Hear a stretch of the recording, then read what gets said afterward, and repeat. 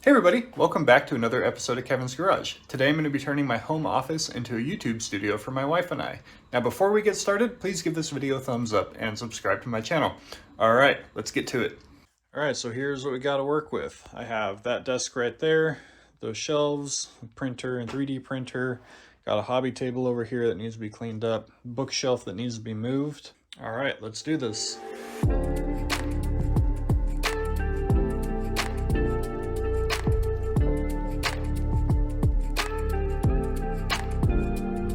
Okay, so here we go. We got our new YouTube space set up.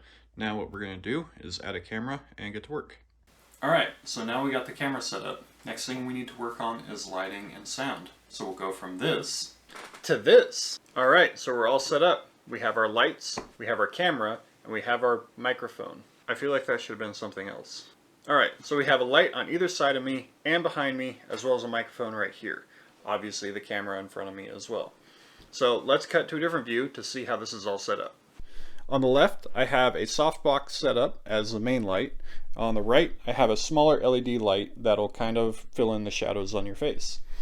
And on the back, I have an ambient light just to kind of separate yourself from the background. Our main filming camera is a D3400.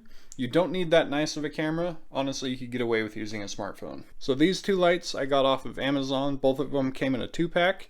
It was about 80 bucks for the set, and that's pretty much all you need for lighting. I moved this desk forward a little bit just so we could put the camera a little bit behind it, kind of give a better depth of field and blur the background, but it's not necessarily needed.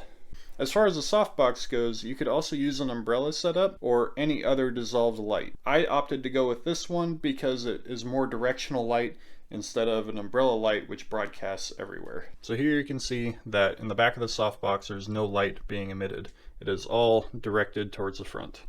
This also folds up and fits nicely into a little case. These little LED lights are a lot of fun too. They come with a couple inserts in them. One for diffused light so you're not staring directly at the LEDs. They also have red, yellow, and blue filters.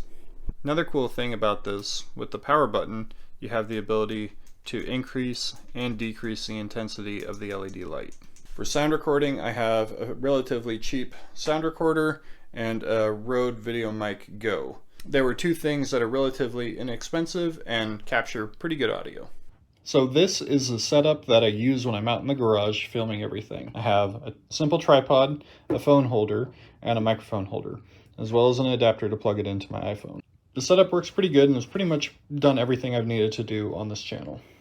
So from time to time, I'm sure I'll end up filming in here just because I'll be doing some 3D printing designs and 3D printing, as well as preparing for upcoming projects. So lighting and audio are only two of the three important parts of making a good video. The third one is content. That's up to you. All the products that you saw in this video I'll have linked down in the description below. Obviously, there are a million different configurations you can get for building your own studio or vlog setup. So ultimately, it's up to you and what fits your needs. Alright, so now we have the studio all set up and we're ready to go. Thanks for watching this episode of Kevin's Garage. If you enjoyed this video, please give it a thumbs up and subscribe to my channel. I'll see you next time.